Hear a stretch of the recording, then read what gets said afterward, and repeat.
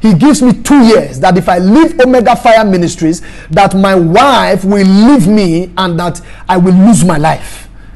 You know, and he made that threat to me, to my face. Of course, I couldn't record him because that was not the reason I went there. I went there with the intention of making peace with him, that I will lose my life. He gives me 2 years.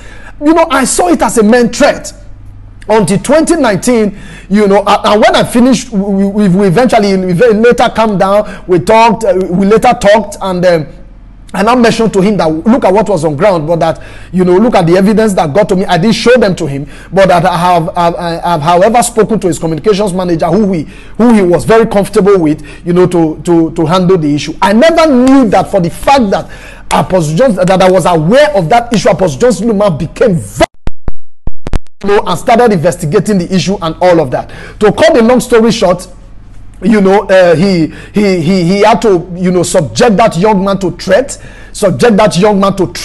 you know, and all of that. Whether the boy was later arrested, and he confessed that he actually spoke to me. So Apostle Johnson Suleman lied to the entire pastorate of Omega Fire Ministries that I planted the boy in his house, a boy who has been living there for only God knows how long, who I only started talking with just a few months, you know, before I went to Auchi. You know, how could I have planted such a person in his house? What business do I have with him? You know, so before I knew what was happening, you know, he summoned the entire pastorate and lied to them that I planted somebody in his house and I want to bring down the ministry.